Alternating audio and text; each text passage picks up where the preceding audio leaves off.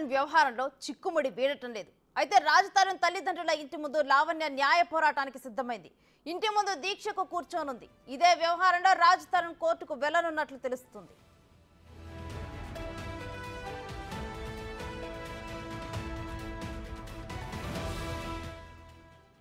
అయితే ఈ ఇష్యూలో రోజుకో ట్విస్ట్ బయటకు వస్తూ ఉండటంతో విచారణ కొలిక్కి రావటం లేదు.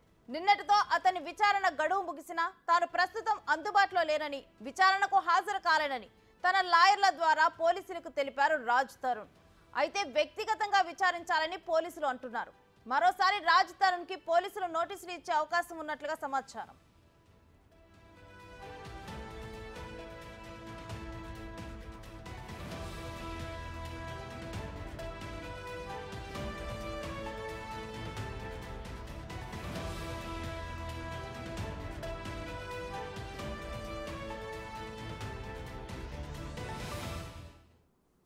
ఇక ఇదే అంశానికి సంబంధించి డీటెయిల్స్ మా ప్రతినిధి రానాని అడిగి తెలుసుకుందాం.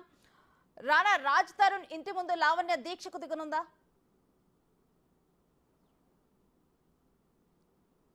గత 10 రోజుల నుంచి కూడా రాజ్ తరుణ్ పైన ఆరోపణలు చేసిన తర్వాత పోలీసుల నుంచి నోటీసులు అందుకున్న రాజ్ తరుణ్ ఇప్పటి వరకు కూడా విచారణకి హాజరు కాలేదు. మరికొంత సమయం కూడా అడుగుతున్న నేపథ్యంలో ఇప్పుడు లావణ్య అనూహ్యంగా మరొక స్టెప్ వేసింది. ఎవరైతే రాజ్ తరుణ్కి సంబంధించిన కుటుంబ సభ్యులు ఉన్నారో ఆ కుటుంబ సభ్యులకు సంబంధించిన ఇంటి వద్దకు వెళ్ళి అక్కడ హంగర్ స్ట్రైక్ చేయాలనేసి కూడా ఆమె నిర్ణయించుకున్నట్టుగా మనకు సమాచారం అవుతుంది.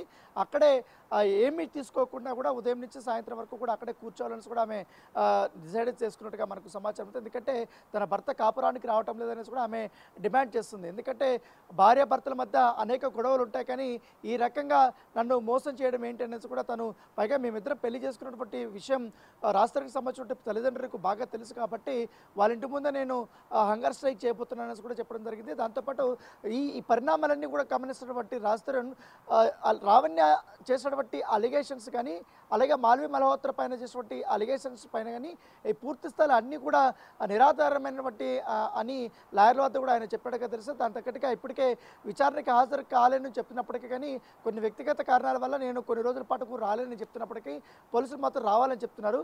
సో ఈ ఉదంతం జరుగుతున్నప్పుడు ఆయన మాత్రం హైకోర్టుకి వెళ్ళాలనేసి కూడా డిసైడ్ అయినట్టుగా మనకు సమాచారం అవుతుంది.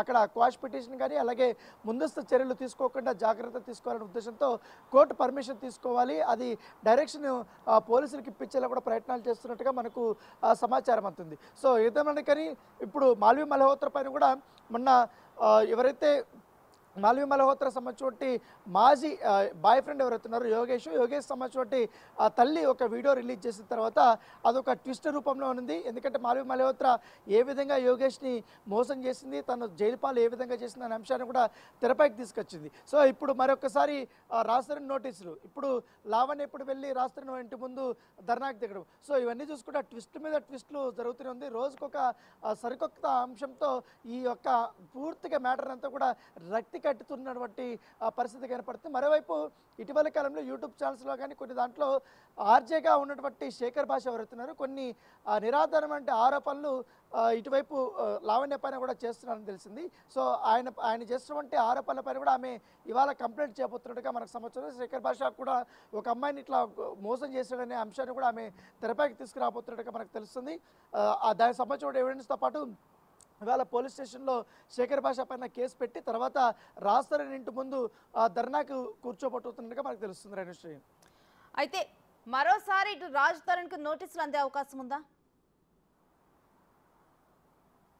ఖచ్చితంగా, ఎందుకంటే 10 రోజుల నుంచి వాళ్ళు చాలా క్లియర్గా చెప్పారు. అప్పుడంటే బోనాలు ఉన్నప్పుడు పోలీసులు 2 రోజుల సమయం కోరారు లావణ్యని, తర్వాత నోటీసులు పంపించారు రాజ్ తరుణ్కి. రాజ్ తరుణ్ నోటీసులు అందుకున్నా కానీ ఎటువంటి రెస్పాన్స్ ఇవ్వలేదు. కానీ నిన్న చివరి రోజు కావడంతో నిన్న సడన్గా 9:30కి రాజ్ తరుణ్కి సంబంధించిన లాయర్లు నాసిక్ పోలీస్ స్టేషన్కి వచ్చారు. పోలీస్ స్టేషన్కి వచ్చినప్పుడు సిఐని కలిశారు. సిఐని కలిసిన తర్వాత రాజ్ తరుణ్ ఎక్కడ అనేసి కూడా సిఐ అడిగినప్పుడు ఆయన వ్యక్తిగత కారణాల వల్ల వేరే స్టేట్లో ఉన్నాడని కూడా చెప్పడం జరిగింది.